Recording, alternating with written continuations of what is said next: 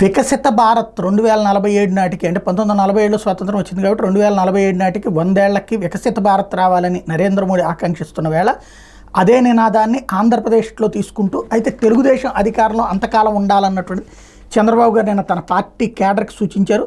దేశానికి స్వతంత్రం సిద్ధించి 2047 నాటికి 100 ఏళ్లు పూర్తిగానున్న నేపథ్యంలో అప్పటి వరకు రాష్ట్రంలో అధికారంలో ఉండి ఆంధ్రప్రదేశ్ని అగ్రగామిగా నిలపాలని పార్టీ శ్రేణులకి తెలుగుదేశం పార్టీ అధినేత ముఖ్యమంత్రి చంద్రబాబు దిశానిర్దేశం చేశారు. నిత్యం ప్రజల్లో ఉంటూ వారి సమస్యలు తెలుసుకుంటూ పరిష్కారం చూపాలని పిలుపునిచ్చారు. అట్లా చేయకపోవడంతో 2019 ఎన్నికల్లో 151 సీట్లు గెలిచిన వైకాపా నేడు 11 స్థానాలకు పరిమితమై కోలుకోలేని స్థితికి వెళ్ళిందని గుర్తు చేశారు. అందుకే 1995లో తన పాలనను గుర్తు చేసుకోవాలన్నారు. గత ప్రభుత్వ నిర్వాహకంతో గాడి తప్పిన రాష్ట్రాన్ని పాలనను మళ్లీ బాగు చేయాలని బలమైన సంకల్పంతో ప్రజా సమస్యల పరిష్కారమే లక్ష్యంగా పాలన సాగిస్తున్నట్టు వివరించారు. రాష్ట్ర వ్యాప్తంగా గ్రామస్థాయి కార్యకర్తలతో ఆయన టెలికాన్ఫరెన్స్ సందర్భంగా ఇది ఇచ్చారు. అయితే అదే చంద్రబాబు 1995 తర్వాత 99లో అధికారంలోకి వచ్చారు. 10 సంవత్సరాలు అధికారంలోకి రాలేదు. మళ్ళీ మొన్న ఓడిపోయినటువంటి సందర్భం ఉంది.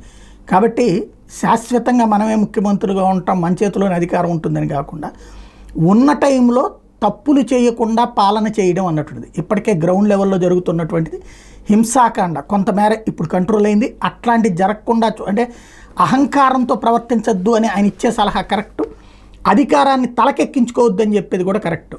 ఆయా కార్యకర్తలకి నాయకులకి ఒక్క అధికారం ఇవ్వాలా, గ్రౌండ్ లెవెల్లో ఎక్కడ ఏ సమస్య వచ్చినా వెంటనే పరిష్కరించేట్టు, రోడ్డు లేదు రోడ్డు వేయించేటట్టు, కాలువ లేదు కాలువ కట్టించేటట్టు, మంచినీళ్ళు లేవు మంచినీళ్ళు ఇప్పించేటట్టు, అట్లాంటి విధంగా ఉండాలి. కానీ అడిగితే యారా నువ్వు వైఎస్ఆర్ కాంగ్రెస్ పార్టీ వాడు, నువ్వు కావాలని చెప్పి చేస్తున్నావా అని విమర్శించే వాళ్ళు కాకుండా ఉండే విధమైనటువంటి ఒద్దికతో బాధ్యతాయుతమైనటువంటి తత్వంతో స్పందించే విధంగా కార్యకర్తల్ని తయారు చేస్తే తిరిగి ఉండదు.